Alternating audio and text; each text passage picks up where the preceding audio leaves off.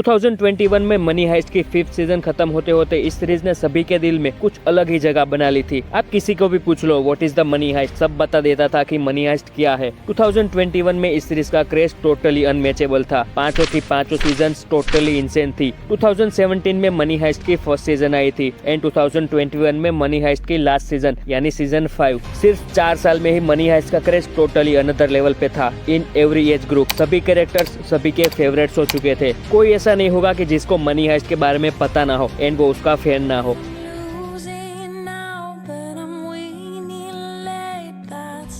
तो इस क्रेज को ध्यान में रखते हुए मनी हाइस्ट के मेकर्स ने 2023 में मनी हाइस्ट के सीरीज की स्पिन ऑफ सीरीज रिलीज की थी, मनी हाइस्ट बर्लिन। तो बर्लिन के कैरेक्टर के ऊपर बनी है स्पिन ऑफ सीरीज। कैसी है, how is the response from the public for this series, let's take a look.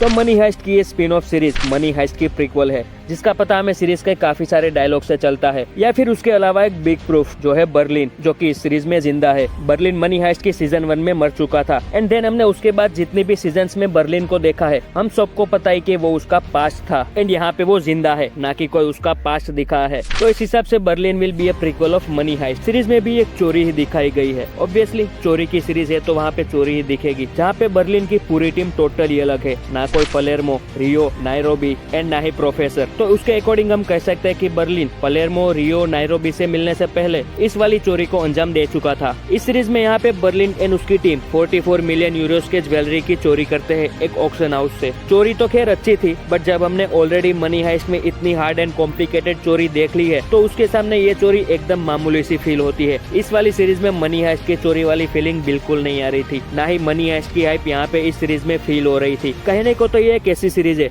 जिनमें हम चोरी देखने वाले हैं, बट यहाँ पे इस सीरीज में चोरी वाला पार्ट बहुत ही कम दिखाया है। उससे ज्यादा तो प्यार दिखाया गया है। इन शॉर्ट 100% में से 20% पार्ट चोरी का था एंड 80% पार्ट रोमांस का था। कैरेक्टर्स भी अच्छे थे, बट हम उनसे उतनी जल्दी कनेक्ट एंड अटैच नहीं कर पा रहे थे, क्योंकि हमको पता ही नहीं कि वो लोग कौन है। लास्ट में जाके थोड़ा सा कैरेक्टर का फ्लैशबैक दिखाया जाता है एंड देन उसके बाद हम उससे थोड़ा सा अटैच कर पाते हैं। तब तक तो सीरीज खत्म हो जाती है। सीरीज का कुछ पॉजिटिव पार्ट रहा हो तो वो सिर्फ बर्लिन था, बाकी नथिंग। उसमें भी उन्होंने डबिंग चेंज कर दिया। मनी हाइस्ट की सीरीज में बर्लिन के कैरेक्टर को iron man and Jack Sparrow की हिंदी ऑफिशियल वॉइस राजेश खट्टर जी ने डब किया था, बट यहाँ पे उसको भी बदल दिया है। वो वॉइस बर्लिन पर सूट ही नहीं कर रहा था। एक बार आप भी सुनकर देख लो। वैसे भी ये वो बीमारी है जो लाख लोगों में से किसी एक को होती है।